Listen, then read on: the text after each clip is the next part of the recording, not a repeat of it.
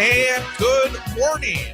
It is Monday, January the 19th of 2026. It is Martin Luther King Day, and we're very glad you could spend part of it with us here on 98.9 WXCO, online at WXCO.FM, mobile devices, and Alexa by searching WXCO, and on the Civic Media app. The time is 8:06. I'm going to be totally honest because we like transparency around here. We're actually pre-recording our first couple of segments here this morning because on Saturday, making a visit here to Wausau, and really appreciative of that, is one of the candidates for the governorship of Wisconsin, Kelda Royce. And thank you again for stopping by our studios and being able to talk to us. I'm so happy to be with you, Chad. State Senator for the 26th district, if I'm not mistaken. Very good. Yeah, so many of them, you got to Yes. figure it out right. But one thing that I when I was researching you a little bit, get ready to talk to you, I did not know you were actually born in central Wisconsin. That's right. I was born in Marshfield at the hospital, but we lived in rural Taylor County outside of Medford. Grew up in a one-room schoolhouse with my parents and my little sister and our pet goat, Penelope. And we would drive into Wausau and go to church at the Unitarian Universalist congregation here. And so I have a lot of very fond memories here. Fantastic. And one of the things that we're trying to do here early in the campaign, because it's such a long campaign. I mean, the primary. You're telling me. I can imagine. It's not until the summer, August 11th. To learn a little bit about each of the candidates. What formed your political philosophy? Was there a time in your life that you sort of, because one of the interesting things is, I think we change. I think as we grow up, we sometimes see certain figures that grab a hold of us, and then later there's others. And I think there's a lot of change as we go through our lives. In terms of yours, was there a point in your life where your political philosophy sort of focused? Was there maybe events that went on, or maybe political leaders that you came across that kind of formed your thinking? Well, I'm from a family that was always felt like being involved in politics is one way that you can be a good citizen. My mom is a social worker, and my dad has spent his career in law enforcement, and they're both from elsewhere in the country, but they settled here in north central Wisconsin because they knew it was a place that they could give their kids a good life.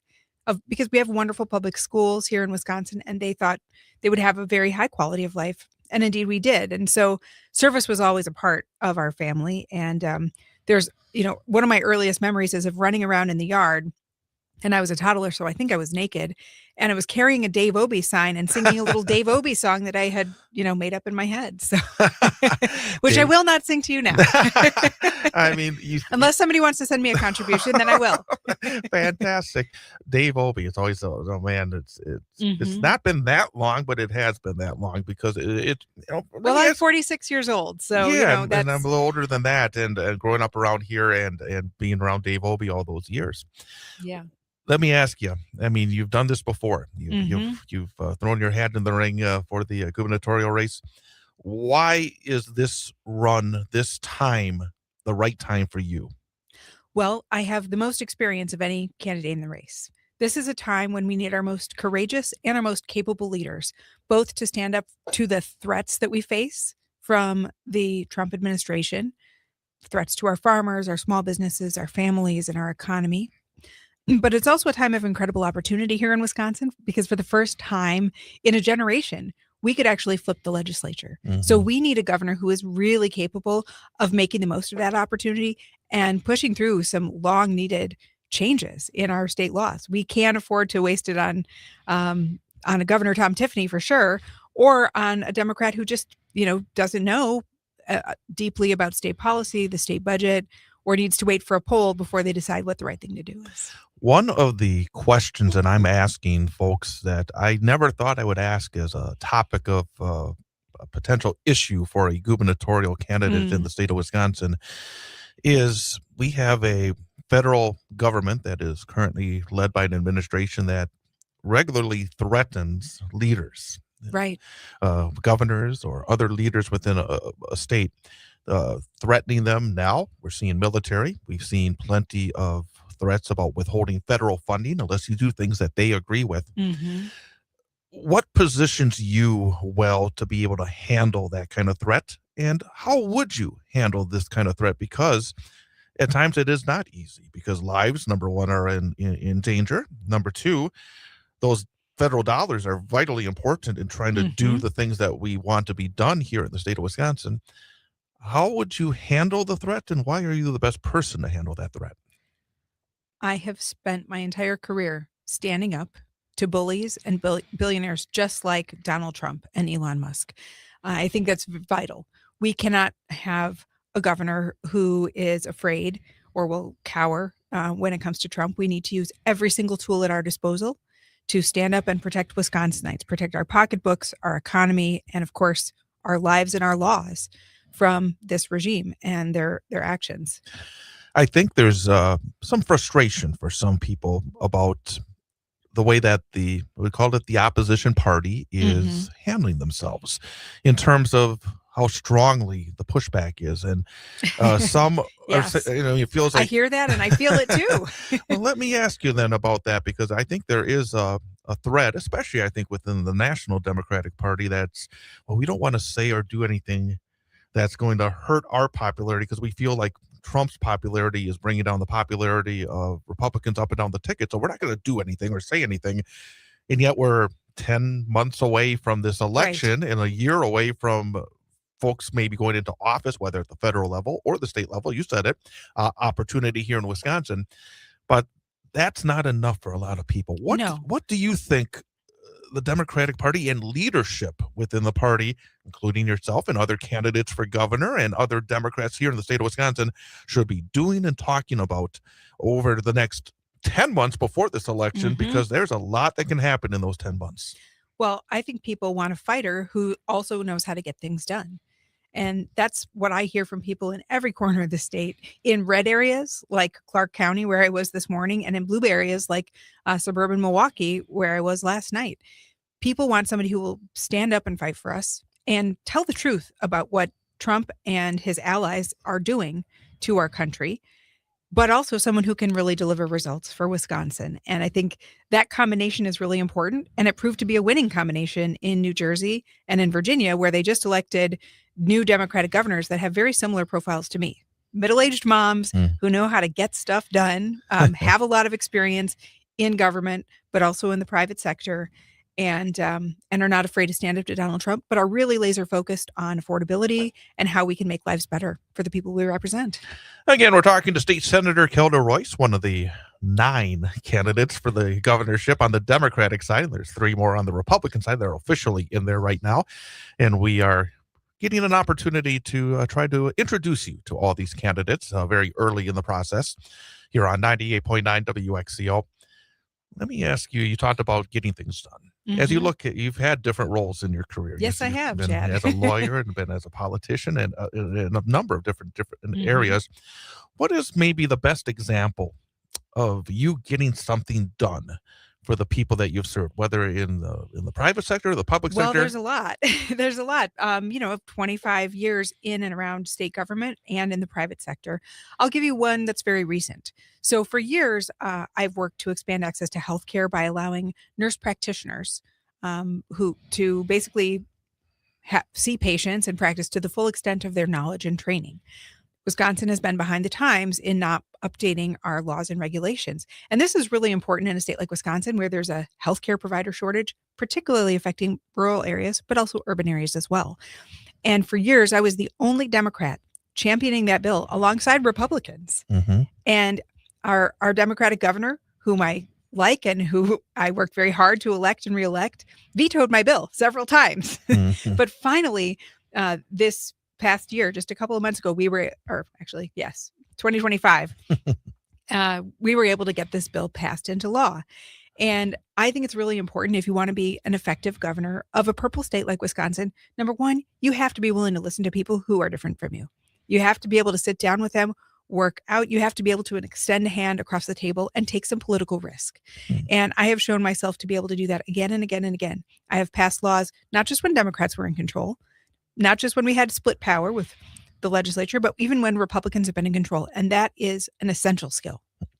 Speaking of healthcare and talking about rural areas, and I'm sure you know that we've seen hospital closures over in the western part of the state. Chippewa Falls, yeah. And it means that for some rural folks, you have to go a couple of hours to get health care, to have a baby. It's been talked about, and I think it's been known. What are you going to do? And I'm trying to ask people that because I think that for rural folks, the idea in the year 2026 that it takes hours to get health care. I mean, it blows the mind here in the richest country in the history of the world. Right. I mean, my mom had to drive, almost an hour to have me, right? And that was 46 years ago. Yeah. And it's gotten worse. It's gotten much worse. So what are your plans in terms of trying to change that where we get health care closer to the people, especially in the rural areas? Well, I think expanding access to nurse practitioners is going to help. But, there's also home health, right? There is childcare. There's a lot of areas where we need a lot more capacity and we don't have it. We're also facing a huge crisis because as a result of Donald Trump and the Republican budget, we're about to see 270,000 Wisconsinites lose access to health insurance. So this is an urgent problem. I'm a single payer person. I believe healthcare should be a right. It shouldn't be rationed based on your job or your wealth or where you live. But how do we get there from here? We've focused for a long time, Democrats have, on expanding Medicaid. And while I'm a strong supporter of expanding Badger Care, the federal budget has taken that off the table. That cannot be our answer. It is not feasible right now with this federal government. My plan is different. It opens up the state health insurance plan that I and other state employees enjoy, high quality, low cost, nonprofit health care to anybody to buy in. So you as an individual, Chad, or your family, or a small business, or even a large company could buy into the state health insurance plan voluntarily and enjoy the high quality care, the lower costs, and the security that comes with that. And to know that healthcare is not tied to your job, that really increases your own economic freedom, right? You could retire earlier, you could take a different job, or take the risk to start a small business, as I had the incredible opportunity to do 13 years ago. That's the kind of economic freedom that we could have if we enacted my healthcare plan. And by the way, it will help keep rural hospitals open because people will have insurance. We will continue the conversation with Kelda Royce, state senator and candidate for governor of the state of Wisconsin. Again, she was campaigning in central Wisconsin on Saturday and was able to stop by our studios. And I hung around here on Saturday and was able to sit down and have I think, a very informative conversation with Kelda Royce. So we will continue that coming up in just a few moments. Also, coming up this week, we have two more conversations with gubernatorial candidates tomorrow and on Wednesday. I'll let you know who those will be with coming up a little bit later in the program as well. Ian Walsh will be joining us in a few minutes. I am Chad Holmes. It is the Chad Holmes Show, 98.9 WXCO, online at WXCO.FM, mobile devices and Alexa by searching WXCO and on the Civic Media app. In the corner out of the grid. When they ask me, what are you looking at? I always answer, nothing much, not much. I think they know that I'm looking at them. I think they think I must be out of touch, but I'm only in the outskirts and in the fringes, on the edge and off the avenue. And if you want me, you can find me left of center, wondering about you.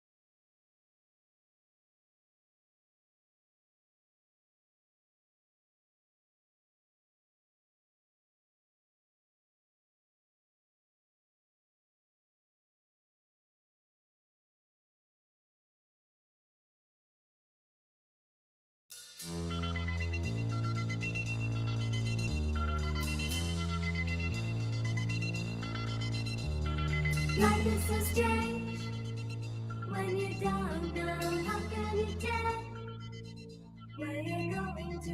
You can't be sure of any situation. Something could change, and then you won't know.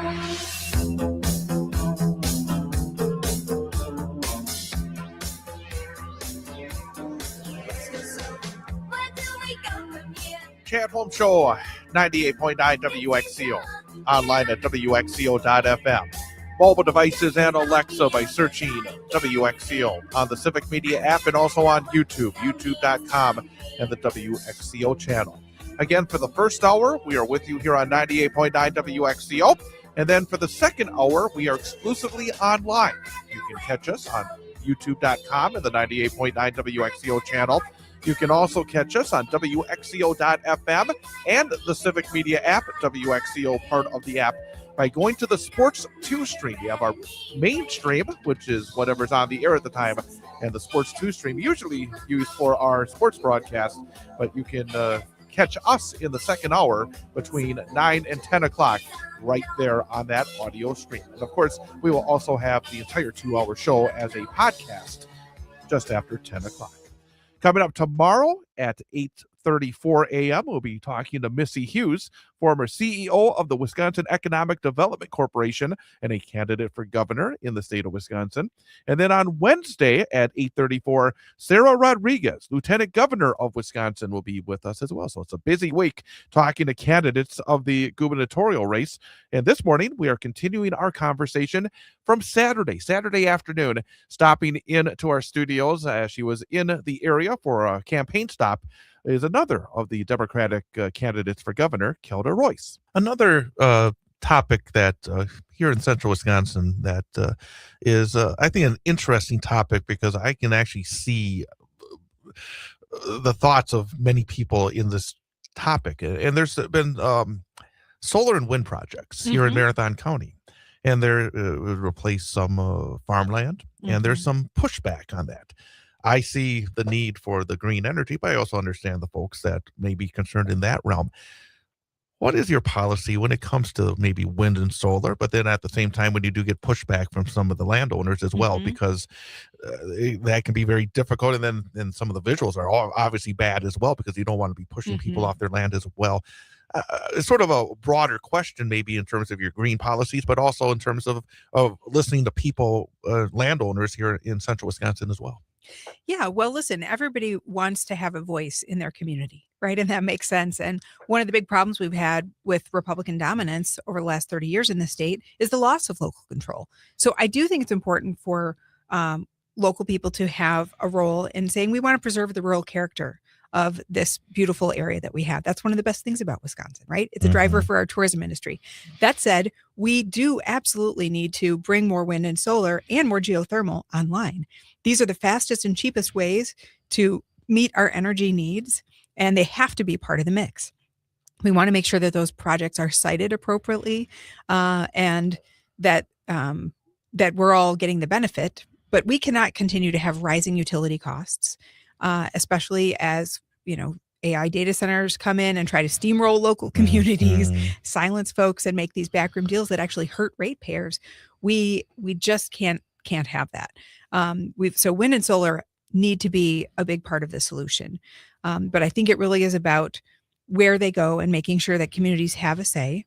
And we also have to make sure that farmers who don't maybe see another way to make ends meet, who are really struggling with this economy, especially with the tariffs and the way that Trump's policies have harmed farmers in rural communities, that they don't feel like they have no other choice than to do, photovoltaics. You touch on AI, and I was going to ask you about this, but it's something that really concerns me personally. And I think it concerns a lot of people because it's pretty amazing the amount of change we've seen just in the last couple of years. I mean, it's coming so very quickly. And when you talk about changing economies, and that can be a big factor in it. What's your overall take? Should you become the governor? Because I do think there is a role for the state, despite maybe what's been happening in Washington, where they're trying to take away maybe a little bit of the control as well. But people's lives are going to be changed in such a significant way if it's just left for its own devices. Yes. What are your thoughts on what the government's role is, and maybe a governor's role would be in terms of AI in the near future? Well, I have a unique perspective on this, Chad, because I'm an entrepreneur. My small business is a tech forward business, and we use technology to make it easier and more affordable for people to buy and sell homes. So I think that there's incredible possibilities and opportunities with technology. I'd love to use it to modernize state government, to make it easier for people to get services. I think it could be transformative for folks in rural areas. But I'm also a skeptic. I'm a parent. I've got Mhm. 3 young kids at home and 2 young adult stepdaughters, and I've seen how the influence of tech, particularly big tech, right, social media companies, Right. has really harmed our kids' sense of self, their mental health, their ability to socialize, and it's harmed our economy. And remember, these are the same companies that have participated in the breaking of our democracy. So the idea that we should just, roll out the red carpet, get down on our knees and say, hey, whatever you want, just take our water, take our land, Mhm. take our energy production. Outrageous. I think we need really, really strong safeguards. We need transparency. And again, we need that local control to say, we don't want a data center here. We think we want it to be over there, and make sure that, a blanket no is probably not appropriate or possible, right? Because landowners can sell their land, but we absolutely have to make sure that ratepayers are not on the hook for increased energy costs, that it's going to Mhm. be Wisconsin workers that are well paid, that are going to be doing those jobs, and that we're protecting our land, our water, Hmm. our air, and the rural characters of our community. Our final moments with Kelda Royce after an information update right now on 98.9 WXCO. If you want me, you can find me left of center off of the strip. In the outskirts and in the fringes, in the corner out of the grip. If you want me, you can find me left of center off of the strip. In the outskirts and in the fringes, in the corner out of the grip. When they ask me, what are you looking at?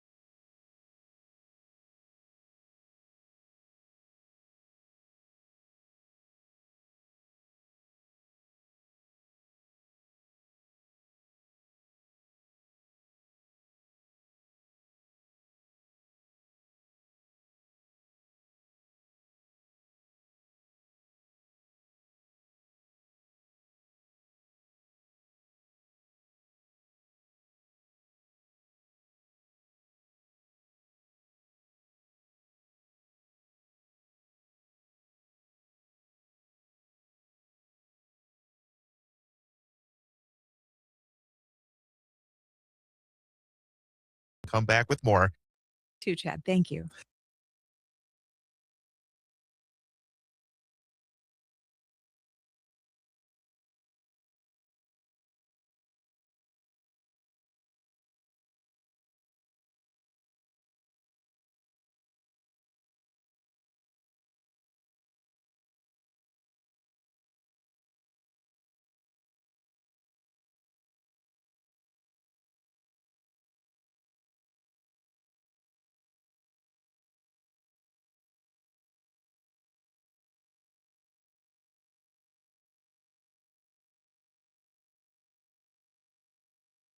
Flight, I'm always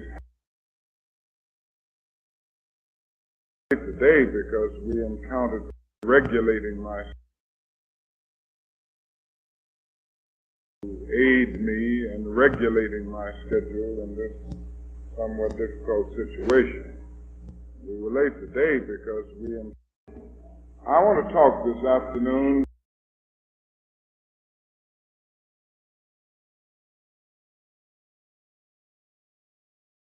singing the words of the old Negro spirituals.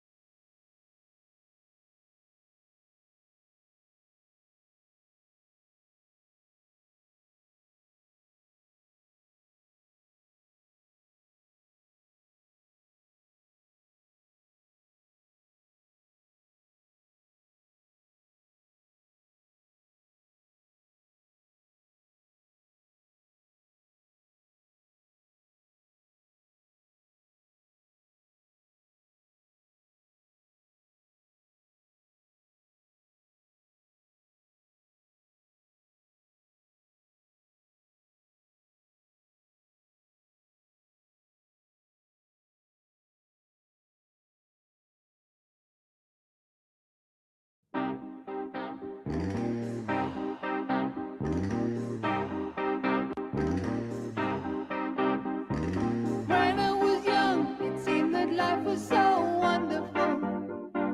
Chad Holmes Show, 98.9 WXCO, online at WXCO.FM, mobile devices and Alexa by searching WXCO, and on the Civic Media app. Martin Luther King Jr.'s birthday, the federal holiday today. And Saturday, had a chance to talk again to one of our candidates for the governorship of the state of Wisconsin in 2026, Kelda Royce. And she was in central Wisconsin for a campaign stop and very kindly actually made the trek over here to our studios to have a conversation with me. And we have a few more minutes left with Kelda Royce. Another issue here that I think it's been happening now for quite a few years now, but it continues because in the changing economy here in central Wisconsin and in rural areas generally, we used to have a major paper mill in Brokaw, which is now doesn't even exist anymore. Brokaw is gone. It's right off the map. Wisconsin Rapids has had similar issues. And it's going to continue. We're going to see maybe job loss in both cities and rural areas.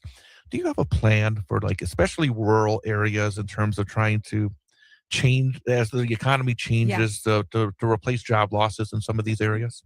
Yes. And it relies on a number of things. I mean, obviously, we have to have broadband connectivity. People need to be able to work here. I think that rural communities and small cities have a lot to offer. And we want to make it possible for young families to live there and raise their kids there. So having access to affordable childcare, I'm a universal childcare person, is a big piece of it.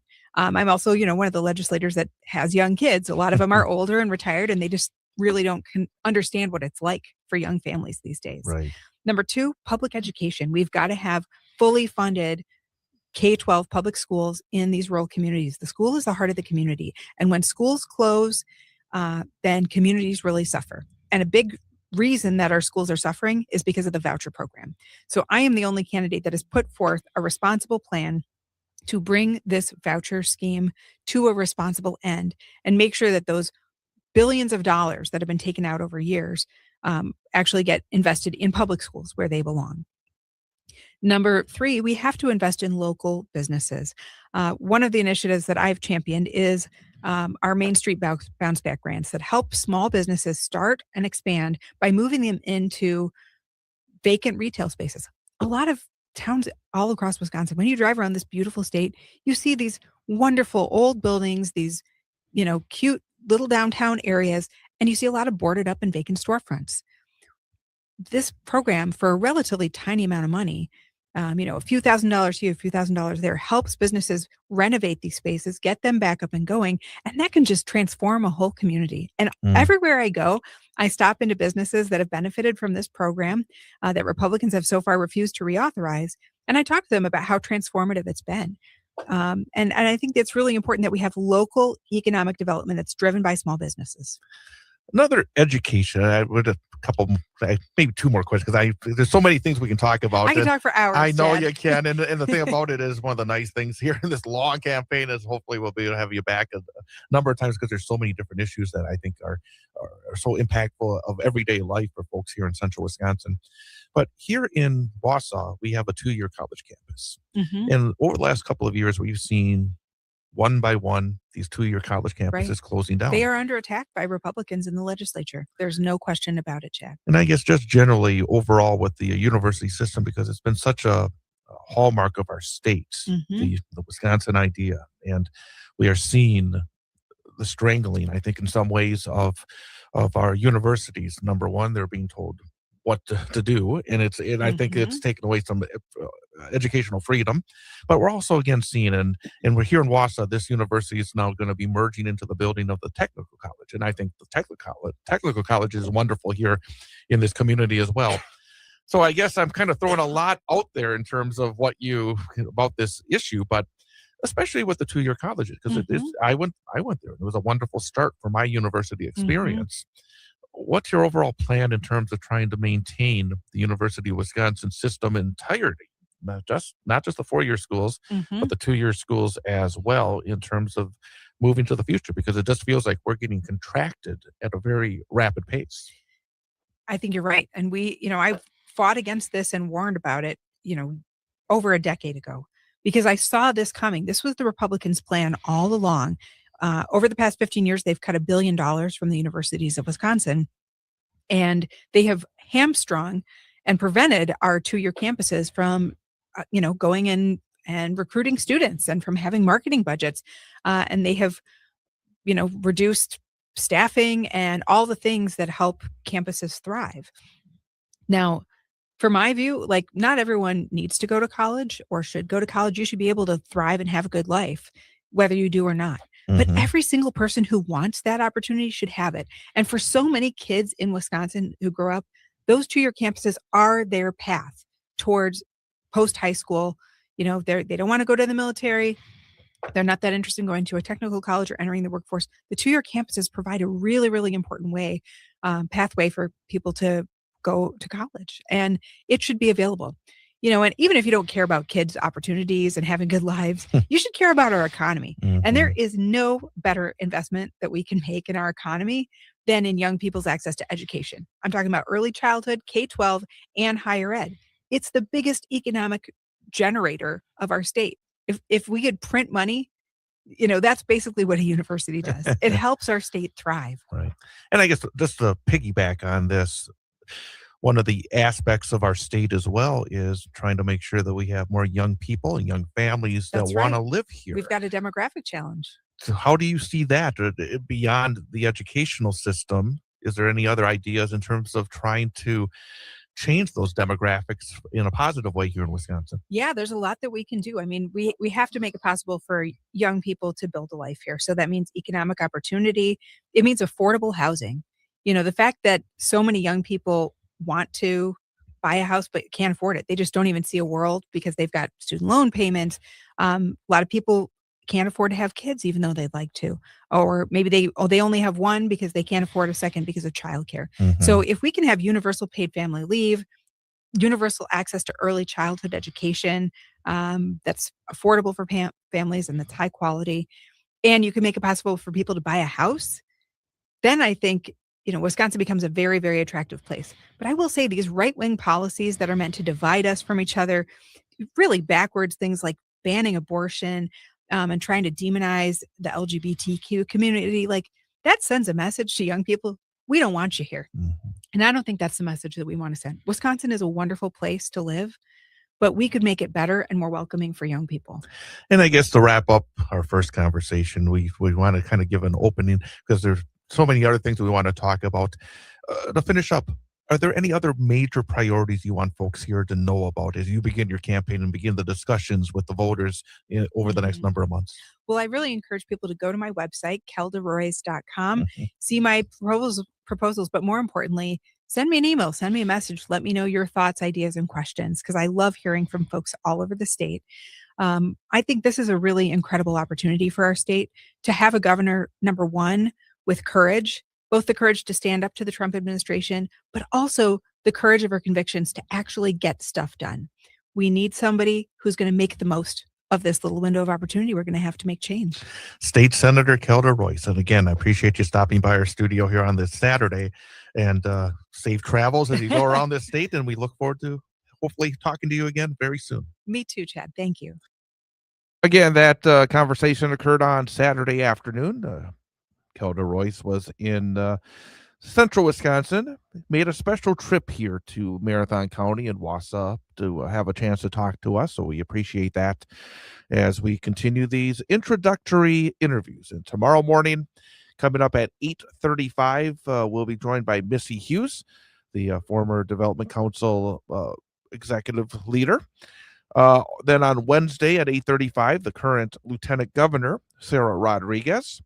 Next Monday, the 26th, Francesca Hogg will be our guest. So again, these candidates for governor will continue to come and talk to us. And just some introductory questions about this 2026 gubernatorial election. It is a long process. The primary not until August, and then, of course, the general election coming up in November. So again, thanks to all the guests for joining us. And thanks to Kelda Royce again for coming in on Saturday to talk to me as well. The time is 8:45. It is Martin Luther King Day here in the United States. And coming up in the second hour of the program, of course, the first hour right here on 98.9 WXCO and online. Then hour number 2, we are exclusively on either YouTube or on the Sports 2 stream of WXCO.FM and the Civic Media app. So again, at 9 o'clock, just flip on over. If you're on YouTube watching us, you just stay right there. The entire 2 hours are available on youtube.com and the 98.9 WXCO channel. And then also you can listen in by going to WXCO.FM and on the Civic Media app and the WXCO portion of the app, and click on the Sports 2 stream to be able to join us as well. And coming up in that second hour here on Martin Luther King Day, we are going to hear Martin Luther King Jr. on a visit to Wausau on May the 12th, 1967. He visited the University of Wisconsin Marathon County. He spoke at Marathon Park, and it was less than a year before the end of his life.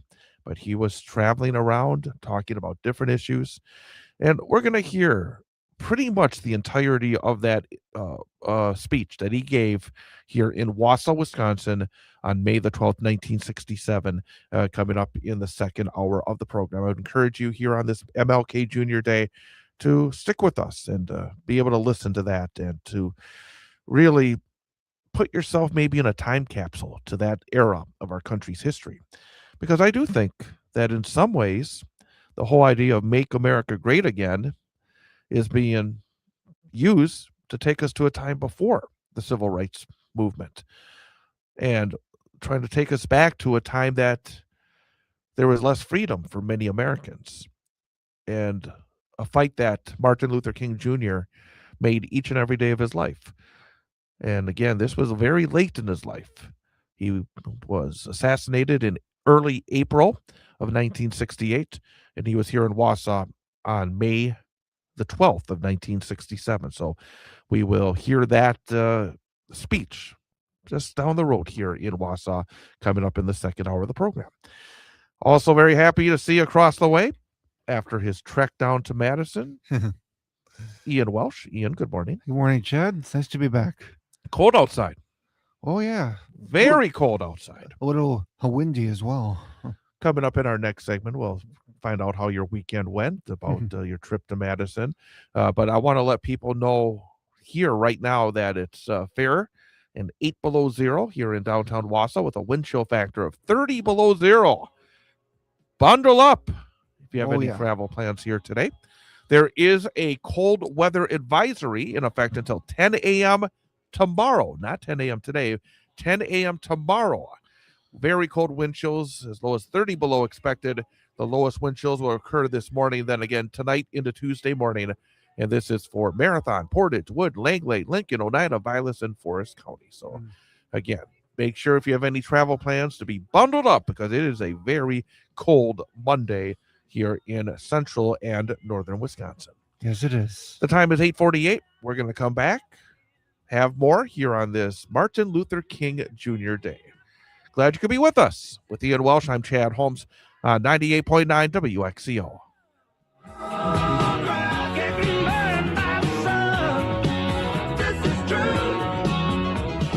This is no social crisis, just another tricky day for you.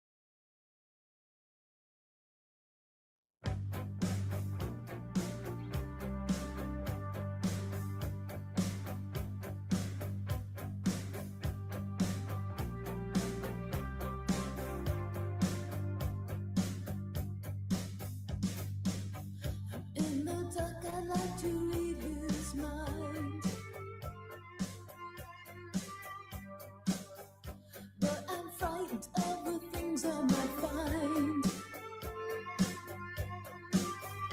Oh, there must be something he's thinking of. And welcome back. It is the Chad Holmes Show on 98.9 WXCO, online at WXCO.FM, mobile devices and Alexa by searching WXCO, and on the Civic Media app. It is Monday morning, January the 19th of 2026. Again, exceptionally cold out there right now in north central Wisconsin. Temperature below zero, wind chill factors around 30 degrees below zero. A cold weather advisory in effect for the next 25 hours or so. So, again, if you have any travel plans, be prepared. In fact, I have travel plans tonight because at this point we are still on for Central Wisconsin Storm hockey in Eagle River up at Northern Pines High School. So the Storm at Northern Pines, so I'll trek up north where it's even probably as cold or if not colder than it is here. We'll be on the air for that one, starting with the pregame show at 6:35 and the opening face-off at 7 p.m. That is Storm hockey at Northern Pines tonight, right here on 98.9 WXCO, online at WXCO.FM, mobile devices and Alexa by searching WXCO, and on the Civic Media app. Again, coming up in the second hour of the program, tune over to the WXCO YouTube channel. We'll be there. Also on WXCO.FM and the Civic Media app, WXCO part of the app. Go to the Sports 2 stream and we'll be with you as we are every day, 8 till 9 a.m. right here on 98.9 WXCO, 9 till 10 online only. And of course, you can get the entirety of the 2 hours as well in the convenient form of a podcast after 10 o'clock. We will put it up as a podcast. You go to WXCO.FM, go under WXCO News over on the right-hand side. You'll be able to get it. Go to civicmedia.us, go to the WXCO part of the shows, just highlight WXCO. You'll see all the stuff that we have on the airwaves. Go to WXCO News. You'll be able to get us there as well. Ian, how was your weekend? How was the trek down to Madison? Yeah, honestly, it was a really nice weekend with the whole family, and we I stayed overnight in Madison, and then Sunday was particularly cold, a little breezy too.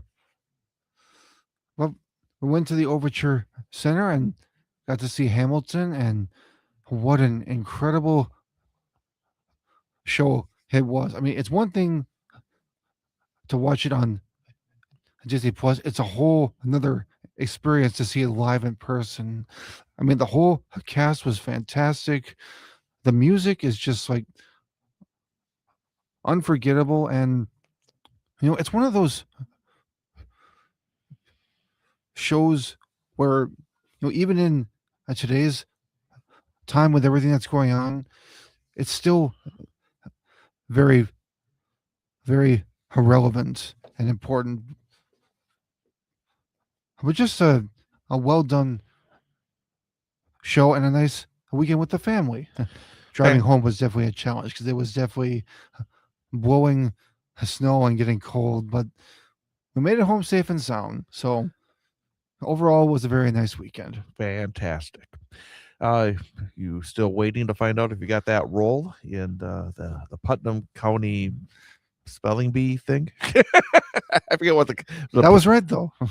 The 25th annual is the 25th annual Putnam County spelling bee. That's right. You got the whole thing. There you go. Correct.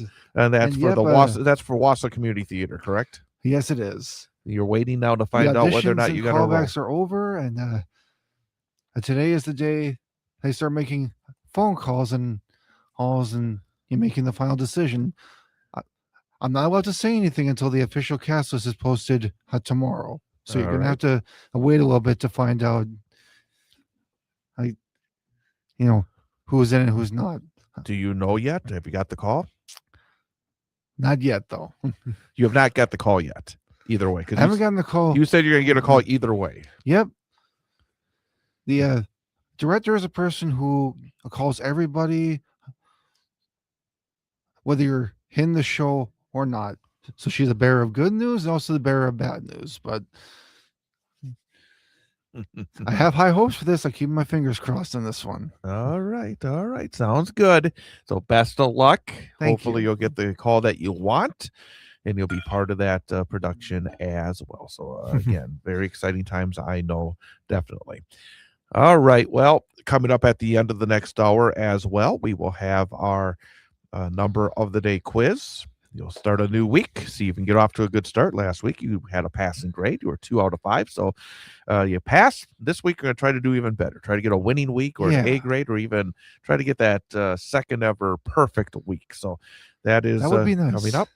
And again, here on this Martin Luther King holiday, we're going to hear coming up for most of the next hour the speech that Martin Luther King Jr. gave here in Wausau in May of 1967. About 1,100 people came, witnessed that speech. He made a visit to the University of Wisconsin, Marathon County, and then he gave the speech at the Eastgate Hall in Marathon Park, in packed house, about 1,100 people, May the 12th, 1967. Historical event that occurred right here less than a year before the assassination of Martin Luther King Jr. So we're going to do that coming up. Usually we start at 9:06 for the second hour. We're going to make it a little earlier. We're going to start at 9:03. So you folks be with us in the next 3 minutes or so. We're going to start up at 9:03 for our second hour. Have our MLK speech. Also have Ian's number for the day quiz. That's right. And try to get your Monday off to a terrific start. Indeed. And make sure tomorrow morning you're back with us in this 8 o'clock hour on 98.9 WXCO at 8:35. Missy Hughes, one of the gubernatorial candidates, will be with us. Cold start here this morning. Hopefully you're Yep. bundled up. Keep with us across the way online for the second hour, or get us on that podcast after 10.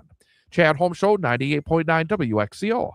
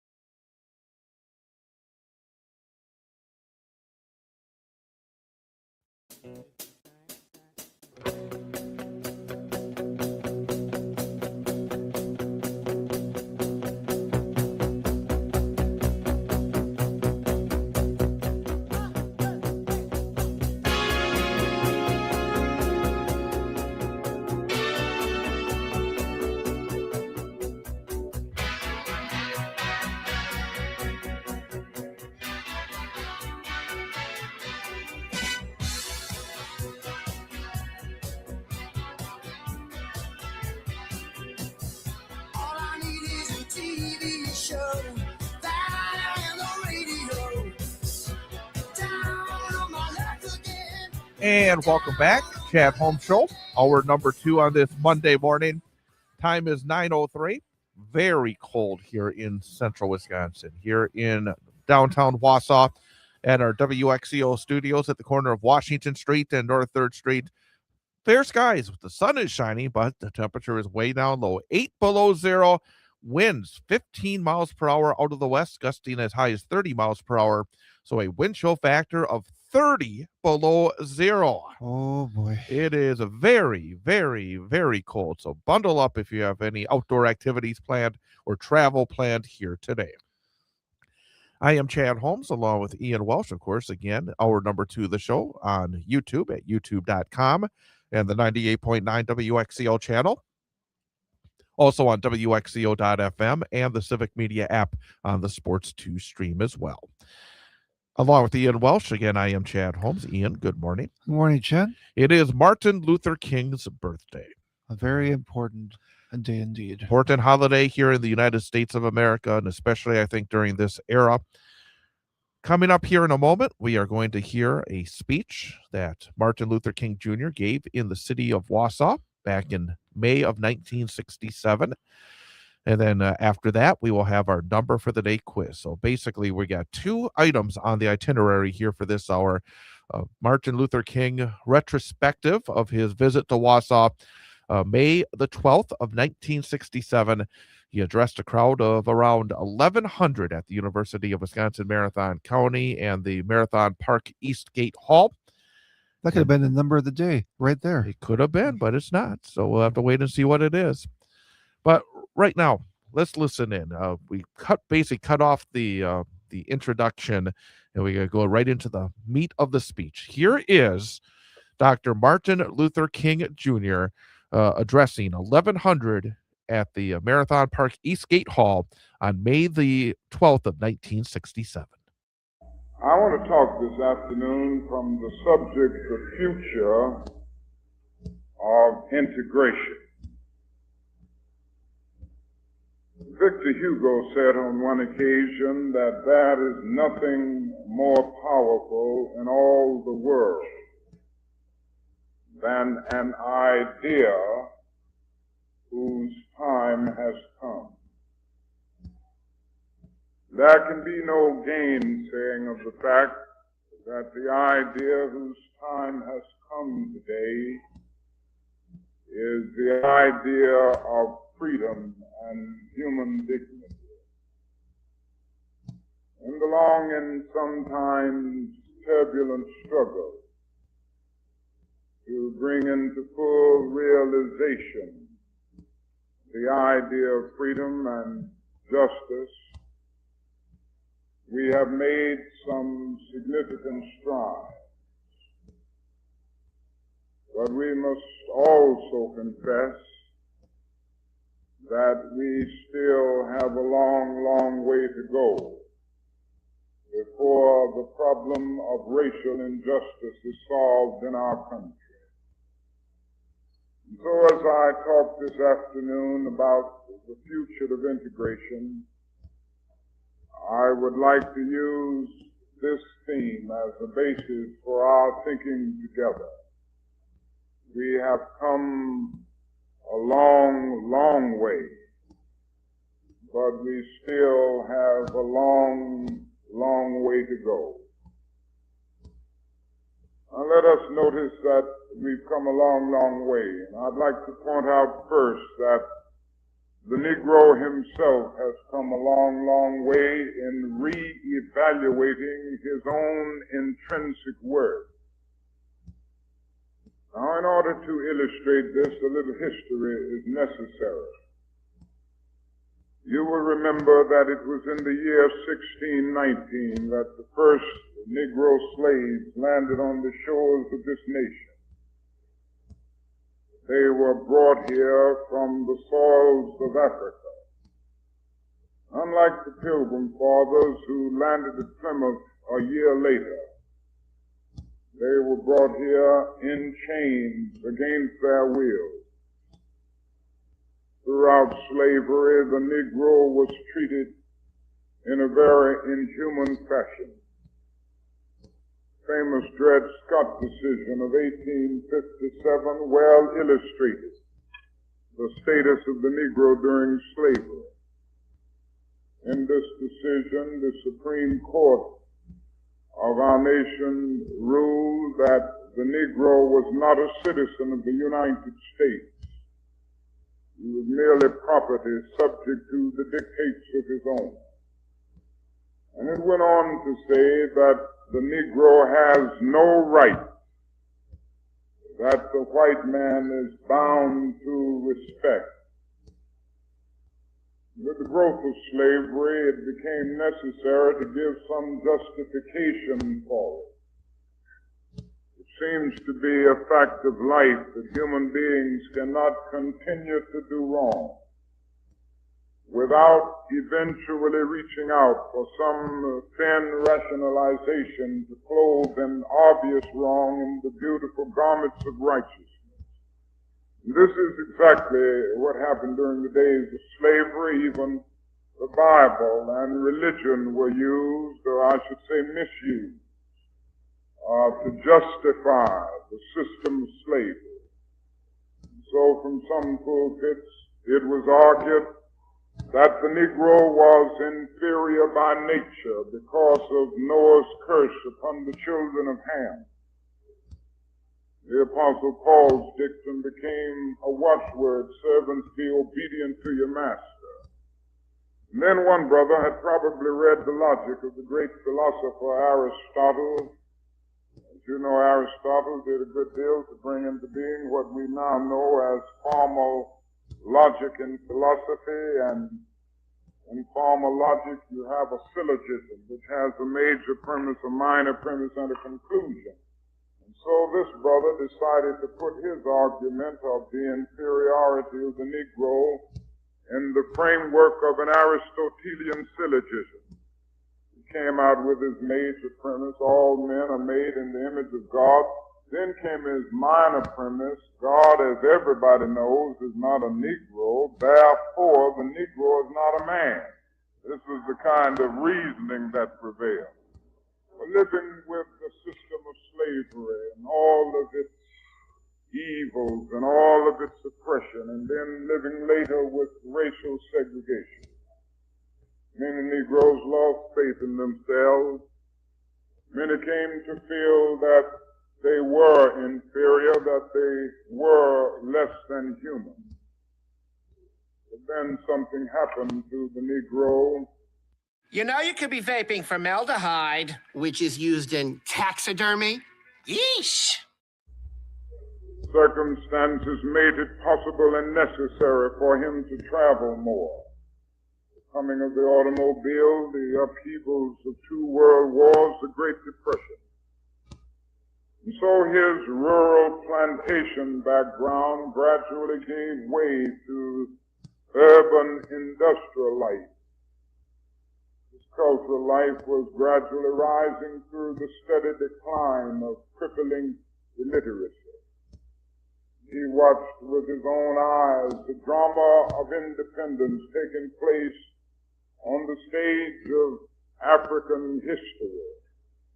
He gained a great deal of self-respect as a result of that. All of these things conjoined to cause the Negro to take a new look at himself. Negro masters all over began to reevaluate themselves. The Negro came to feel that he was somebody. His religion revealed to him that God loves all of his children and that all men are made in his image. that the basic thing about a man is not his specificity, but his fundamental, not the texture of his hair or the color of his skin, but his eternal dignity and worth. So the Negro could now unconsciously cry out with the eloquent poet, fleecy locks and black complexion cannot forfeit nature's claim. Skin may differ, but affection dwells in black and white the same. If I were so tall as to reach the pole or to grasp the ocean at a span, I must be measured by my soul. The mind is the standard of the man.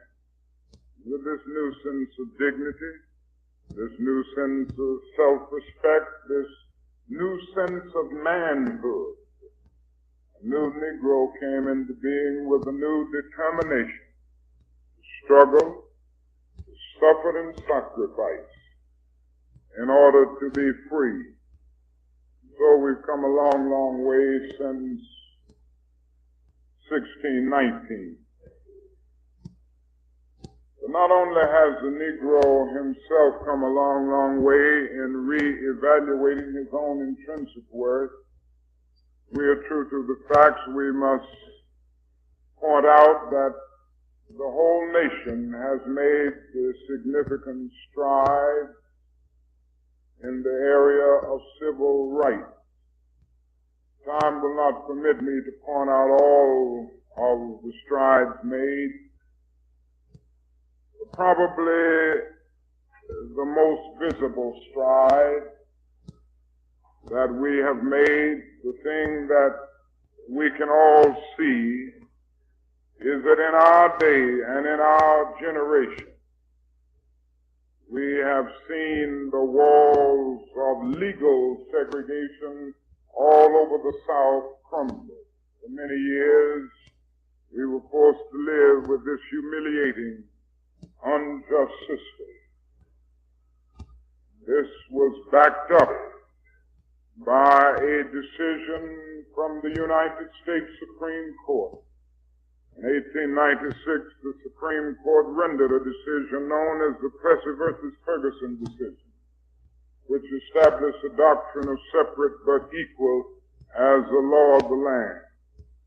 As a result of this Plessy doctrine, the Negro ended up being plunged anew into the abyss of exploitation, where he experienced the bleakness of nagging injustice. Something else happened. It was on May 17th, 1954.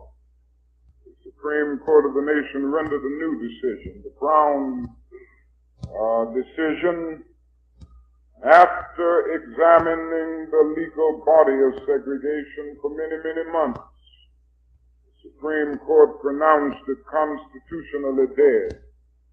Said in substance that the old Plessy doctrine must go, that separate facilities are inherently unequal, and that to segregate a child on the basis of his race is to deny that child equal protection of the law. After that, several other developments took place. We finally brought the nation to the point of passing a comprehensive civil rights bill in 1964, after the Birmingham movement, after the Selma movement, where we dramatized the whole question of the denial of the right to vote. We were able to bring into being the kind of climate that caused the Congress to pass the 1965 Voting Rights Bill. So we've seen, as a result of all of these developments, a breakdown in the system of legal segregation. And I am absolutely convinced that legal segregation is as dead as a doornail, and the only thing uncertain about it is how costly some of our friends, like former Governor Wallace and others, will make the funeral. We've come a long, long way since 1896. Now, this would be a wonderful place for me to end my speech this afternoon. First, it would mean making a short speech, and that would be a magnificent accomplishment for a Baptist preacher. Secondly, it would mean that the problem is just about solved now, and we really have nothing to do and nothing to worry about or to deal with. It would be a wonderful thing if speakers all over our country could talk about the race problem in terms of a problem that once existed but that no longer has existence. Discover what truly makes you happy.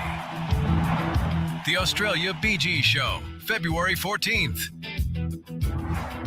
John Waite and John Cafferty, March 7th.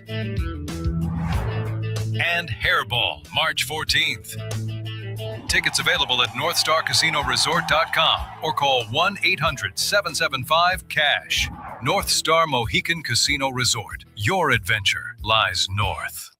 But you see, if I stop at this point, I will merely be stating a fact and not telling the truth.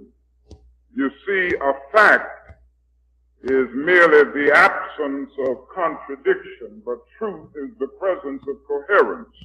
Truth is the relatedness of facts. Now, it's a fact that we've come a long, long way, but it isn't the whole truth.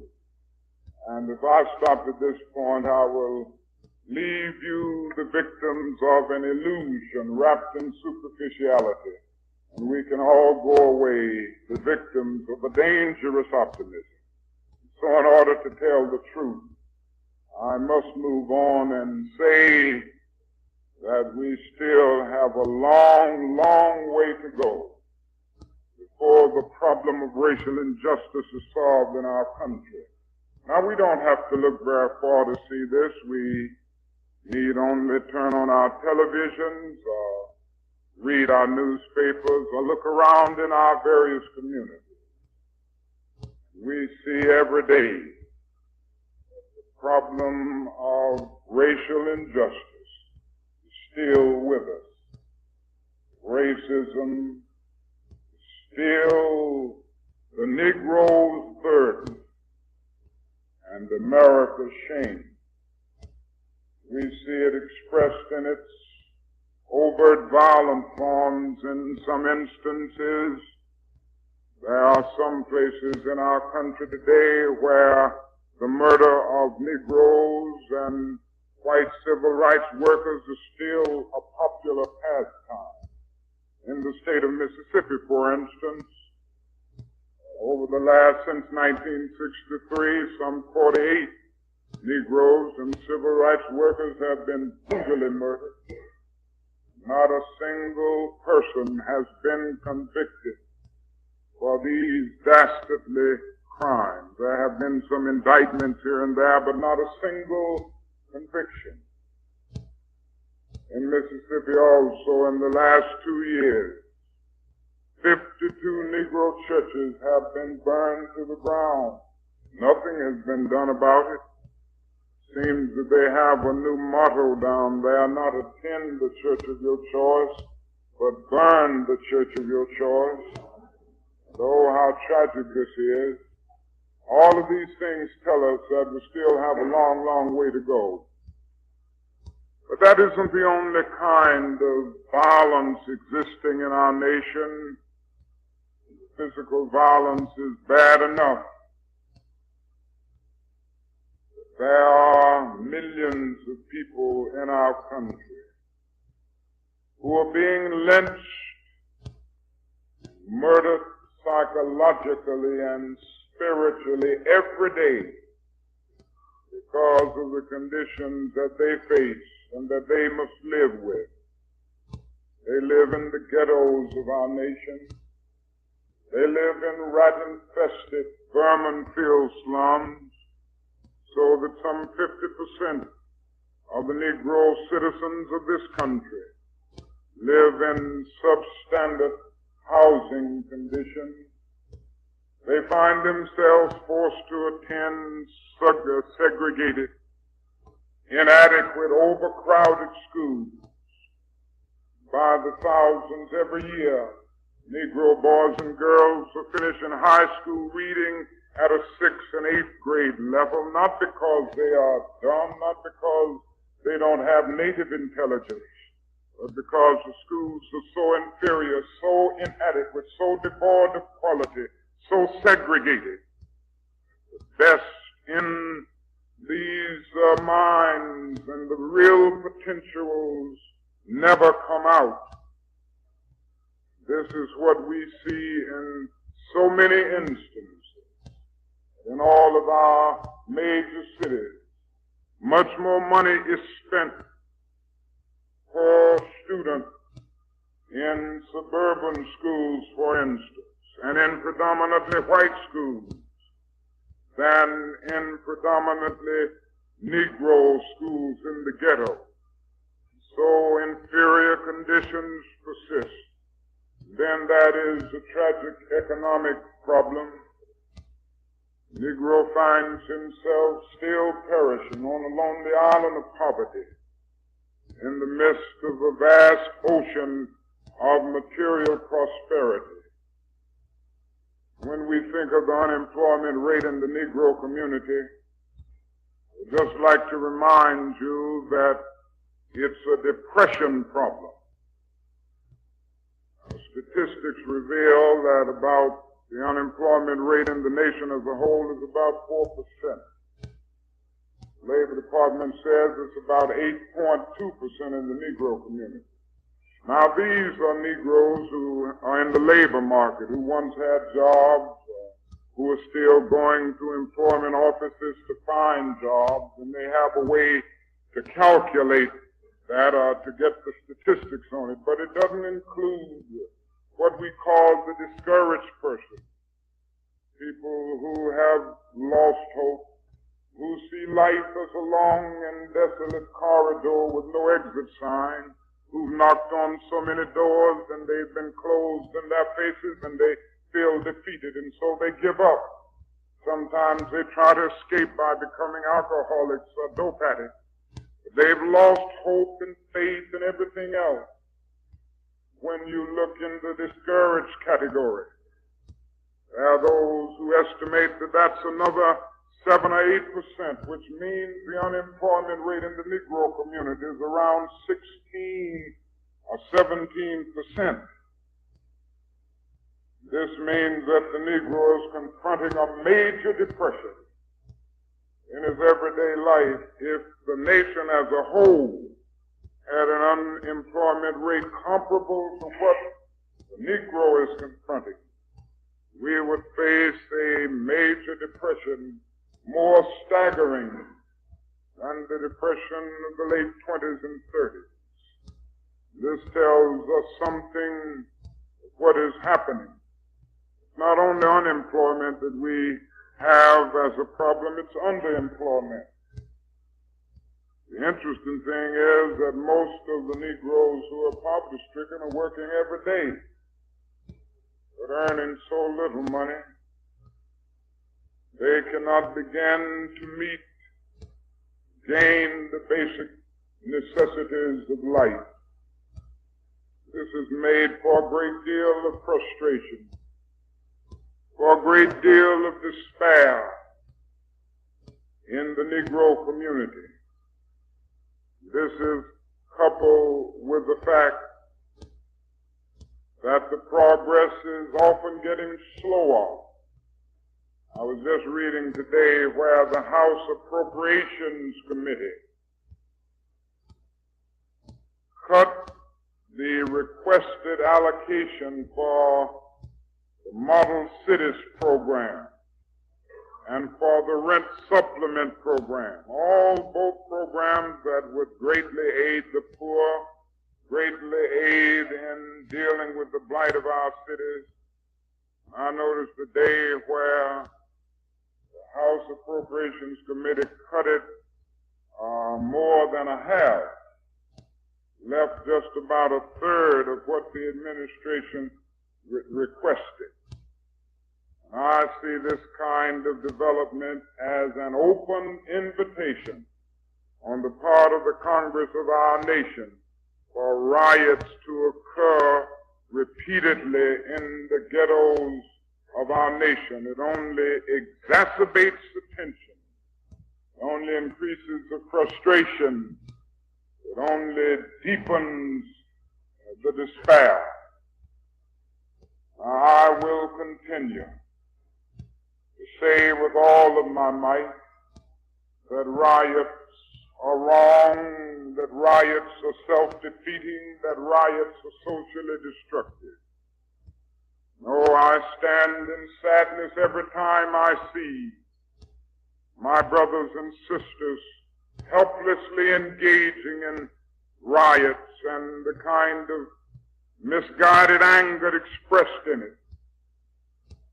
Therefore, I will continue to preach that nonviolence is the most potent weapon available to the Negro in his struggle for freedom and justice in America.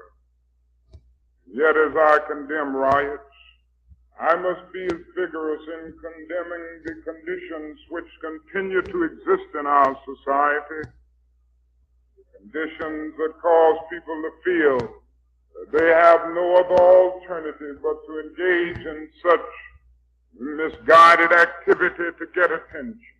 A riot is the language of the unheard. What is it that America has failed to hear?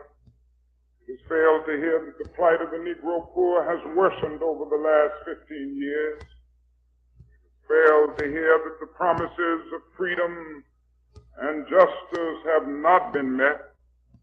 It has failed to hear that large segments of white society are more concerned about tranquility and the status quo than about justice, equality, and humanity.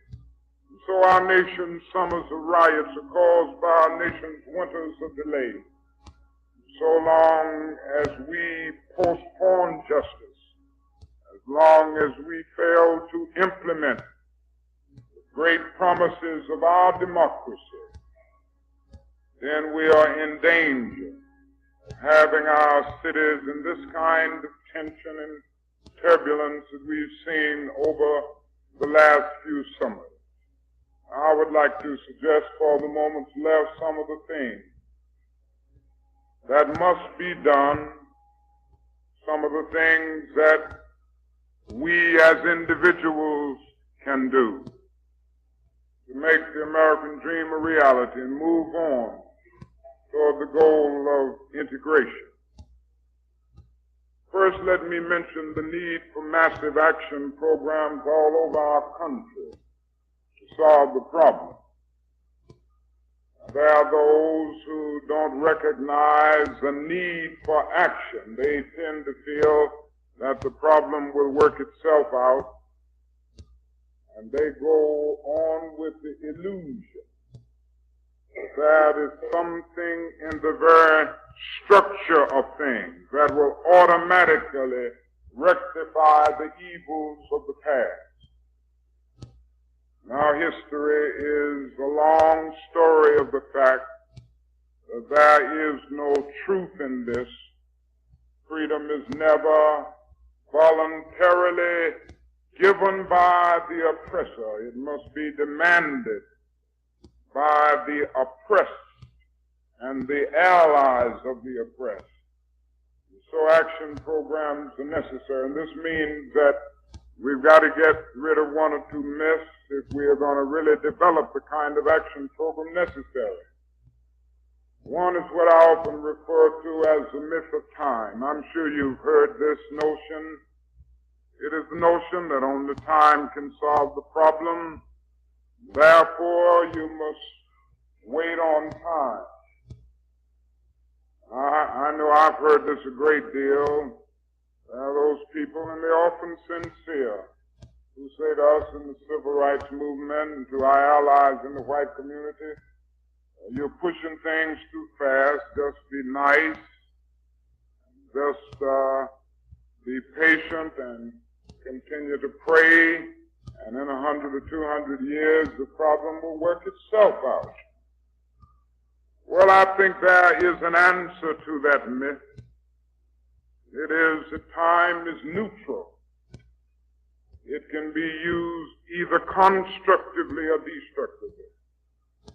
And I'm absolutely convinced that the forces of ill will in our nation, the extreme rightists of our nation, the forces committed to negative ends in our nation, have often used time much more effectively than the forces of goodwill. And it may well be that we will have to repent in this generation, not merely for the violence of the bad people, but for the silence of the good people, for the indifference of those who go around and say, wait on time.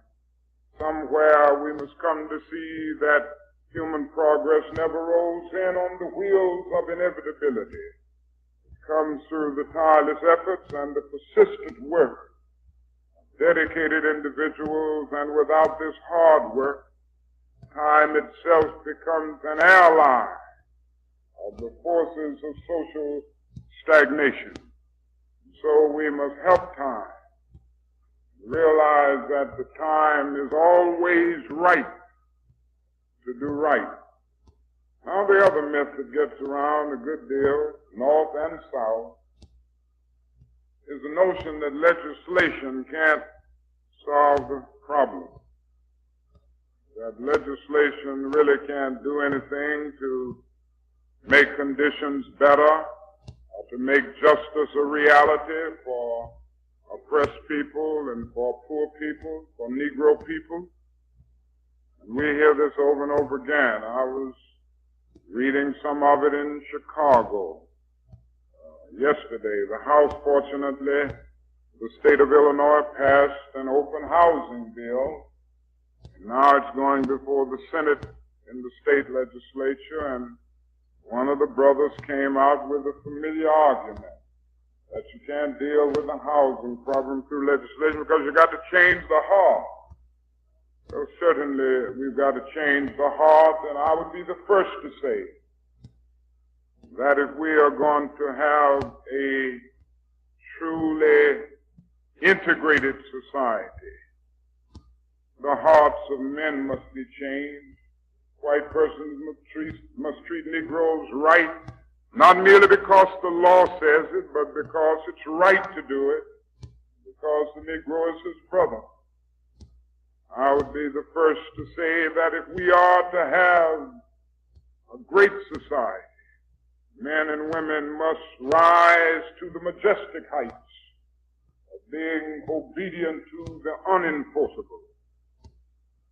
So I recognize that the heart must be changed. But after saying this, let me point out the other side. While it may be true that morality cannot be legislated, behavior can be regulated. It may be true that the law cannot change the heart, but it can restrain the heartless. It may be true that the law can't make a man love me, but it can restrain him from lynching me, and I think that's pretty important also.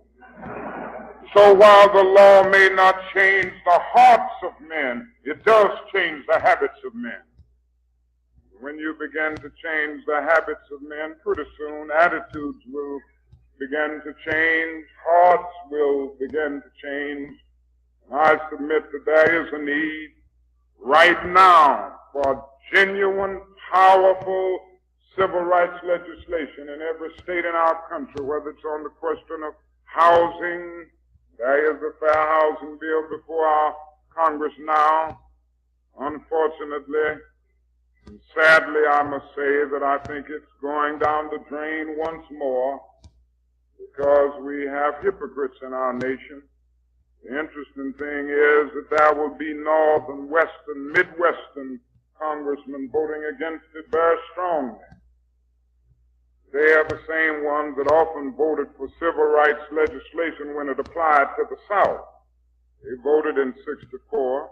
Senator Dirksen voted in 64 and 65. But when it started talking about housing, that's unconstitutional, he said, to have legislation on that, because that applied to Illinois That applied to Wisconsin. That applied to California. That applied to New York. That applied to Pennsylvania.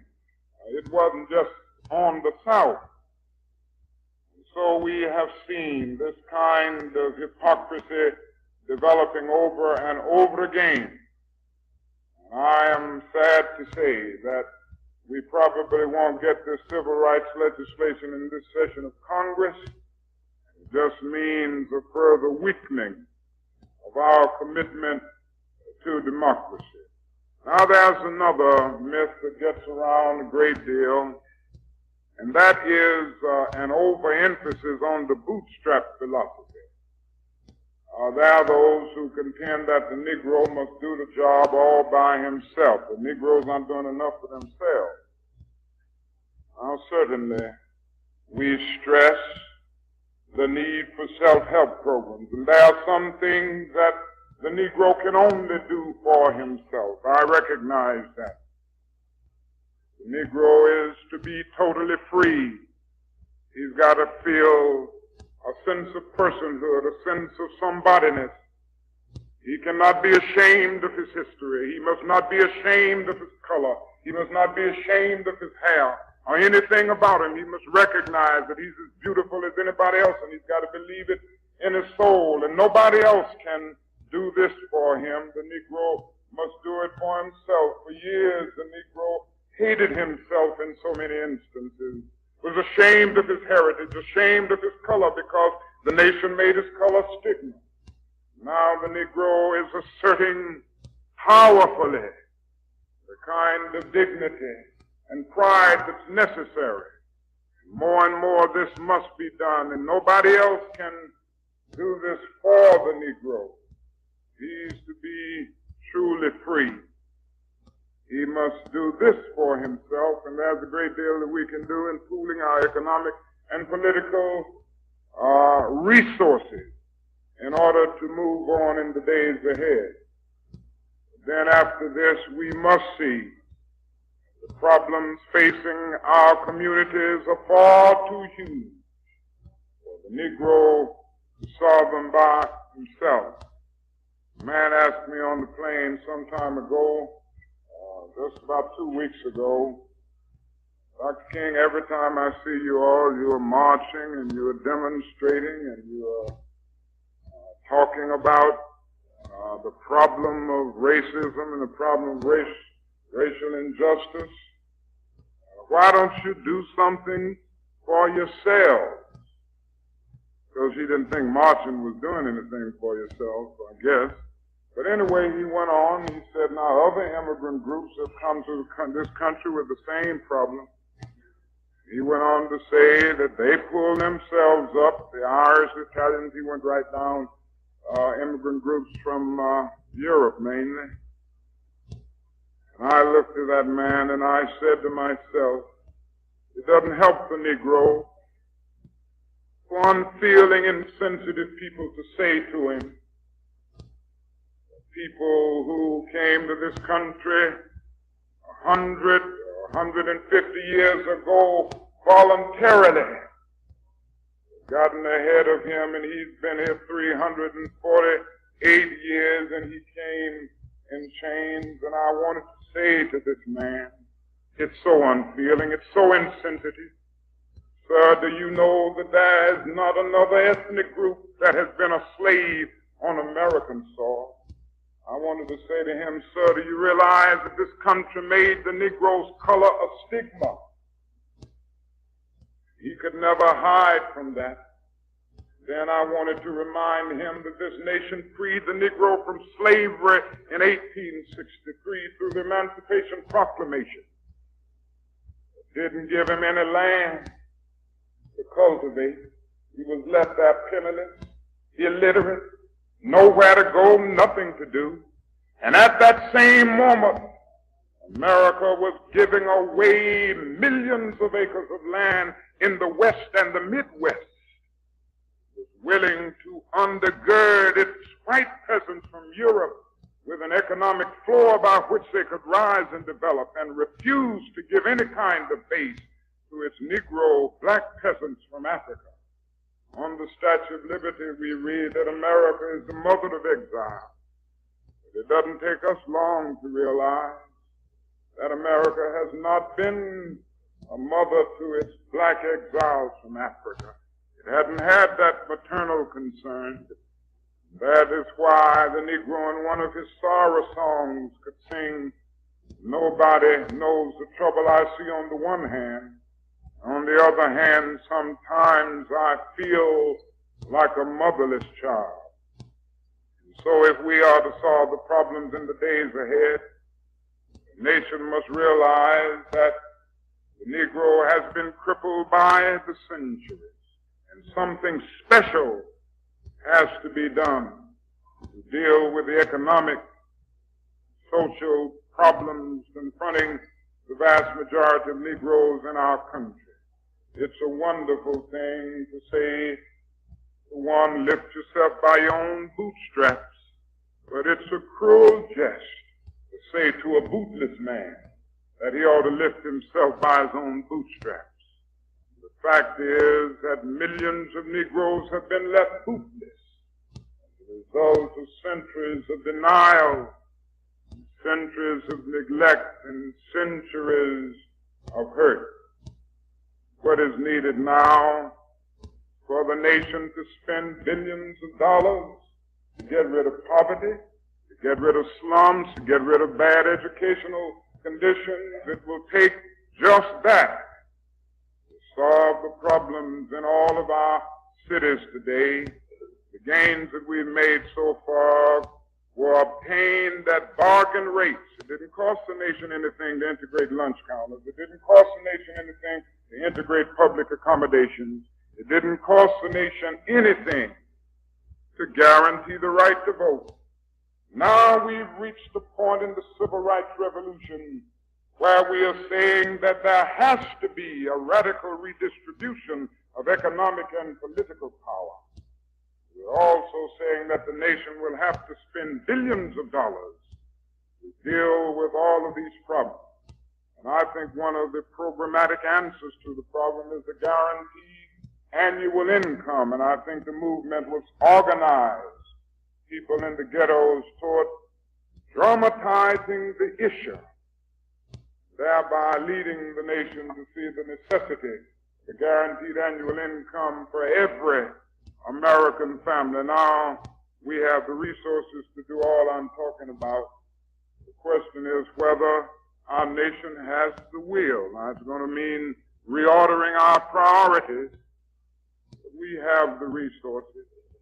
Our national gross product this year will rise to the astounding figure of $780 billion.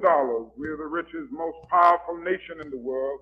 If we would just allocate 3% of our national gross product over the 10-year period, get rid of the blight of our cities, make opportunities a reality for the 40 million poor people of our country, we could end poverty in that period. It's not a question of resources. It is a question of will. And I say to you this afternoon, if our nation can spend $35 billion a year to fight an ill-considered, what I consider unjust war in Vietnam, and $20 billion to put a man on the moon, it can spend billions of dollars to put God's children on their own 2 feet here on earth. This is a great challenge.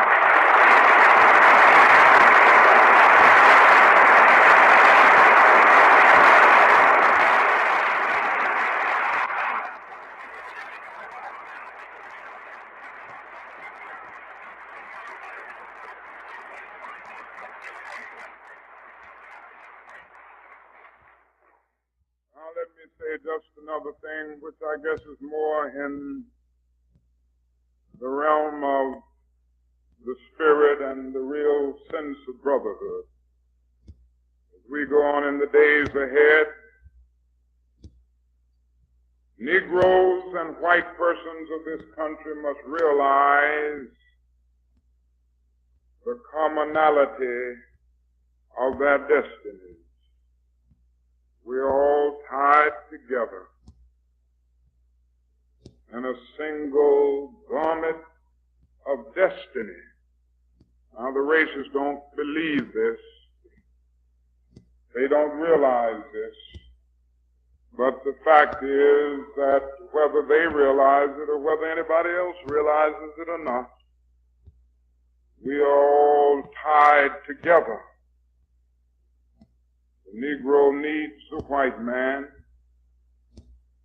to free him from his fear. The white man needs the Negro to save him from his guilt. We are tied together now. Our music, our language, our material prosperity, and even our food are an amalgam of black and white, culturally and otherwise. Every white person is a little bit Negro. Every Negro is a little bit white.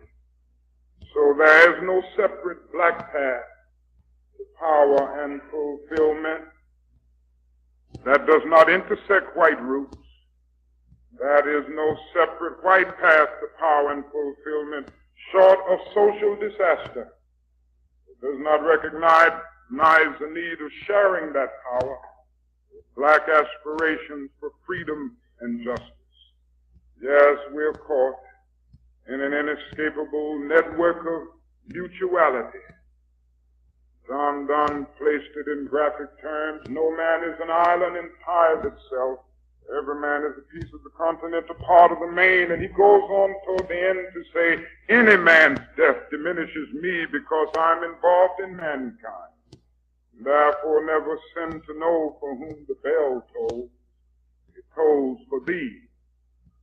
So in a real sense, white America can never be what it ought to be. Black America is what it ought to be. It is just as simple as that. In the days ahead, if we as a nation recognize that, we will be able to transform dark yesterdays into bright tomorrows. Indeed, it's going to take a kind of divine discontent. You know, there are certain technical words in every academic discipline that soon become stereotypes and cliches. Every academic discipline has its technical nomenclature. Modern psychology has a word that is used more than any other word in psychology. It is the word maladjusted. I'm sure all of you have seen and dealt with that word. And we all want to live a well-adjusted life in order to avoid neurotic and schizophrenic personalities. But I must say to you this afternoon, my friends, that there are some things in our nation and in the world which I'm proud to be maladjusted, which I call upon all people of goodwill to be maladjusted until the good society is realized. I never intend to adjust myself to racial segregation and discrimination. I never intend to adjust myself to religious bigotry. I never intend to adjust myself to the madness of militarism and the self-defeating effects of physical violence. For in a day when Sputniks and explorers and Geminis are dashing through outer space, and guided ballistic missiles are carving highways of death through the stratosphere, no nation can win a war. It is no longer the choice between violence and nonviolence. It is not a choice between nonviolence and non-existence. And the alternative to disarmament, the alternative to a greater suspension of nuclear tests, the alternative to strengthening the United Nations and thereby disarming the whole world, the alternative to a negotiated settlement of that tragic conflict in Vietnam, will be a civilization plunged into the abyss of annihilation, and our earthly habitat will be transformed into an inferno that even the mind of Dante could not envision. It may well be that our world is in dire need of a new organization now, the International Association for the Advancement of Creative Maladjustment. men and women who will be as maladjusted as the prophet Amos.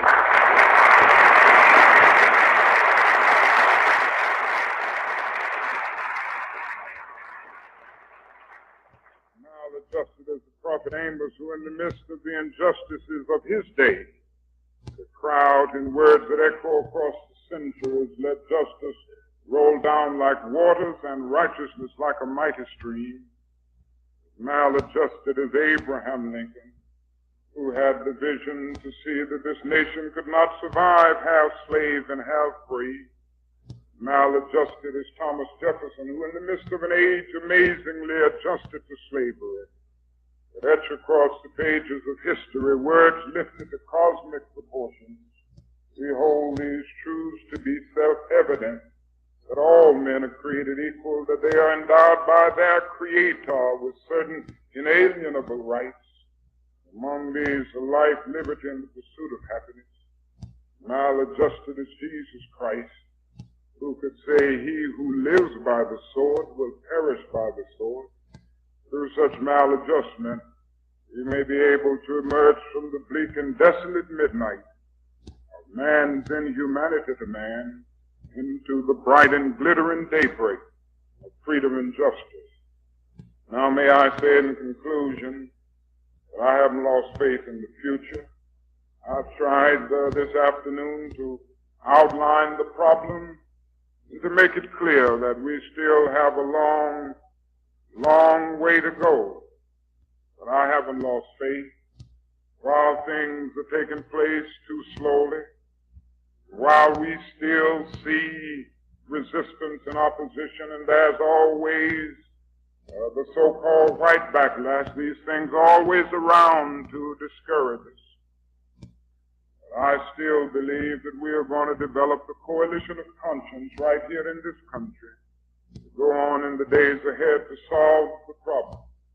Yes, we are going to achieve our freedom right here, because however much America strays away from it, the goal of America is freedom.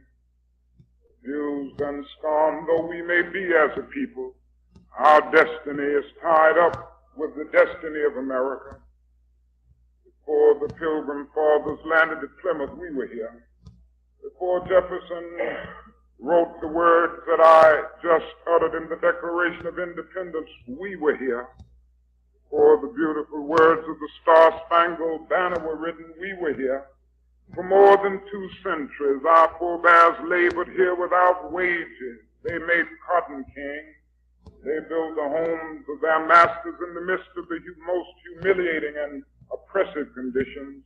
Yet out of a bottomless vitality, they continued to grow and develop. If the inexpressible cruelties of slavery couldn't stop us, the opposition that we now face, including the so-called white backlash, will surely fail. We're going to win our freedom because both the sacred heritage of our nation and the eternal will of the Almighty God are embodied in our echoing demands. So I can still sing the theme song of our movement, We Shall Overcome. We shall overcome because the arc of the moral universe is long, but it bends toward justice.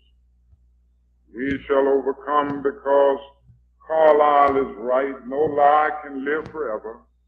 We shall overcome because William Cullen Bryant is right. Truth crushed to earth will rise again. We shall overcome because James Russell Lowell is right. Truth forever on the scaffold, wrong forever on the throne. Yet that scaffold sways the future. So with this faith, we will be able to hew out of the mountain of despair a stone of hope.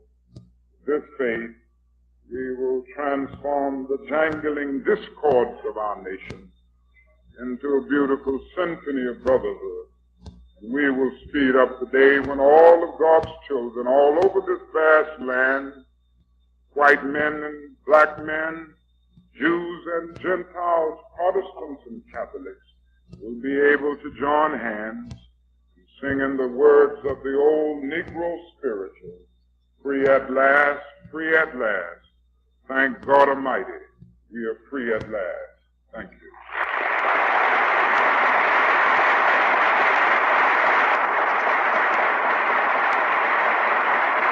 Dr. Martin Luther King Jr. appearing in Wausau at Marathon Park in front of about 1,100 folks back in May of 1967. Paid a visit to the University of Wisconsin Marathon County, then went to the Marathon Park and gave that speech. Today, we remember, and so much of what he said during that time frame is still so very relevant to this very day. Right at the end, in fact, he talked about white backlash. And in so many ways, that still is a factor. I mean, we had our first African American president, Barack Obama, who was in office from 2009 until 2017. He did, I think, an amazing job in office. There was not I a agree. hint of breaking any laws. There was not No. scandal. He took an economy that was in the ditch in the midst of the Great Recession. And when he left office, he had very good approval ratings. He did. And yet, at the end of those 8 years, instead of trying to build upon what was accomplished in those 8 years, the voters of the United States of America turned to a racist, turned to a white supremacist who has governed in that way. And I know it sounds harsh. I know people say, oh, how can you say? Look at the record. Look at the record. Look at what Donald Trump has done. Look at where we are now. We have gone from where racial profiling was illegal to now where racial profiling is what ICE does every single day in trying to find what they call, quote, illegal aliens, end quote. So, again, the things that King talked about nearly 60 years ago are relevant to this day. The challenges that King spoke about nearly 60 years ago are still relevant to this day. And I have not seen whether or not the current occupant of the White House, the sitting president of the United States, has said anything about the holiday that is being honored and acknowledged and celebrated today. I've not seen anything. I don't know. Doesn't mean that he hasn't. I just haven't dug into it yet. But it can't be a one-day thing. It can't be you think about it for one day and then you go back to trying to take this country back to the 1940s or the 1930s or the 1860s or the 1840s. So again, it is a time of reflection, thinking about the words that King spoke in this very community in May of 1967 and the challenges that our country and the world still have in terms of being a more perfect union. Better to everybody, that all are created equal. All have inalienable rights. All have the opportunity to build an American dream. Absolutely. So here on the 19th day of January of 2026, Martin Luther King's birthday celebration, the holiday here in this country, things to think about. All right. Well, let's talk a little bit about some of the famous events that have occurred on this date in history. Indeed. Somebody that fought for things that were probably the opposite of what Martin Luther King fought for was born on this date in 1807. Robert E. Lee, a U.S. Army officer who then resigned his commission in order to take up arms against his country as a member of the Confederacy. And let's remember that. There are so many of those on the right who are trying to make heroes out of traitors. Shameful. Robert E. Lee was a traitor. He was a very competent Army general, but it doesn't change the fact he was a traitor. Many statues of him were removed from the public in the 21st century. And then there's Donald Trump and his minions who are trying to put these statues back up. So Robert E. Lee, born on this date in 1807. On this date in 1809, Edgar Allan Poe, short story writer, poet, critic, born in Boston. Master of the macabre. Absolutely. On this date in 1943, singer Janis Joplin was born in Port Arthur, Texas. I think a modern day figure that does bring people together was also born on this date in history. Oh, yeah? On this date in 1946, Dolly Parton. Oh, She is somebody that brings people together. But in addition to being a What an icon. legend country music performer, she was born in Locust Ridge, Tennessee. man. On this date in 1955, President Dwight D. Eisenhower held the first ever televised presidential press conference. On this date in 2000, Austrian-born actress Hedy Lamarr, who is often typecast as a provocative femme fatale and later achieved recognition as a noted inventor of a radio communications device, died in Florida. On this date in 2013, American baseball player Stan Musial, who was one of the game's greatest hitters, died at the age of 92. The thing about Stan Musial, Yeah? I believe, actually, let me double check it real fast. But Stan Musial had one of these incredible stats in his career. I want to double check it really fast because I just think it's pretty amazing in terms of he had, how many hits did he have in this year? 3,630. Holy smokes. But oh dang it! I wish I had this right in front of me, because it was some sort of. Let's see here. I believe he had 1,815 hits at home and also on the road. But I got to double check this really fast. It's okay. Because because it's one of those amazing numbers. I should have had this in front of me, but well, let me see here.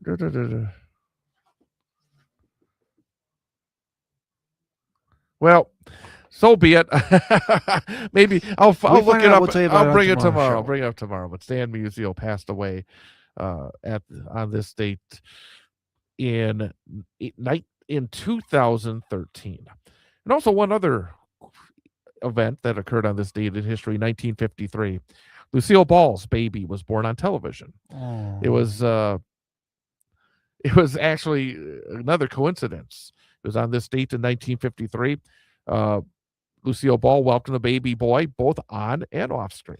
She had planned a C-section delivery in real life, but her character on the hit sitcom I Love Lucy gave birth as well, breaking some of the stigma surrounding pregnancy and childbirth on television. In fact, back in that era, I don't think you could say the word pregnancy on television. Yeah. So, yeah, I don't think so either. About 44 million people watched the episode titled Lucy Goes to the Hospital. All right, well, let's do our number for the day quiz. Yes. It's a bonus episode here. We're going so much longer than we normally do, but being MLK Day, I don't think there's a problem with that. But over the weekend, Matt LaFleur was announced, signed a multi-year deal to continue as Packers head coach. Yes, I saw this as we were having a breakfast yesterday in our hotel. We were watching a TV, and I saw that he was coming back for multi-season. Yep. So I was wrong, and my dad was right. Well, that's exactly true. LaFleur's been coaching for a while for the Packers. He has a record of 79 wins, 46 losses, and 1 tie. So he's coached 126 games as the head man for the Green Bay Packers. Okay. But this multi-year contract is not going to take him all the way to becoming the Packer coach who's coached the most games for the Green Bay Packers. Oh. Do you know who's coached the most games for the Green Bay Packers? Can you guess? This is Lombardi. No. No. Okay. Do you need a hint? Ooh, I think I might need a hint on this one. Yeah. You know where the Packers play? Where do the Packers play their home Lambeau games? Field. Yeah, Lambeau Field. Do you know who Lambeau is? Oh, gosh. I can't believe I'm blanking on this. Curly Lambeau. He was the original coach of the Packers, the original founder and owner of the Packers. Well, He- at least I he- learned something. Curly Lambeau has coached more games for the Green Bay Packers in franchise history. Okay. The number for the day today is, how many games did Curly Lambeau coach as the head man for the Green Bay Packers? How many games? Okay. He coached the Packers for 29 seasons Wow. from 1921 through 1949. Okay. And this is for the regular season. How many regular season games did Curly Lambeau coach the Green Bay Packers? Okay. How many regular season games? Do I get any choices with this Oh one? yeah, I should give you some choices. Okay. I blanked out there. Was he just giving me no, a shot I in was the dark? I was gonna to say guess how many, maybe show how impressive you really are. All right, your choices are Okay. 234 games, All right. 284 games, 334 games. So 234, 284, or 334. How many games did Curly Lambeau coach as head coach of the Green Bay Packers? How many games did Curly Lambeau coach in the regular season? 234, 284, or 334? Okay. Final guess. I'm going to go with 284. Final answer. I'm going with 284. Curly Lambeau, during his tenure as head coach of the Green Bay Packers, had a record of 209 wins, 104 losses, and 21 ties. And that adds up to 334 games. The biggest number. The biggest number. So, first day of the week. I'll come back tomorrow. Hopefully. You'll come back tomorrow. Hopefully, I don't know if you'll know by tomorrow whether or not you have your role in the 25th annual Putnam County Spelling Bee. It'll definitely be something to talk about. But hopefully you'll hear some good news between now and then. Oh, yeah. Tomorrow morning, make sure you tune in. In the first hour, of course, we are on 98.9 WXCO.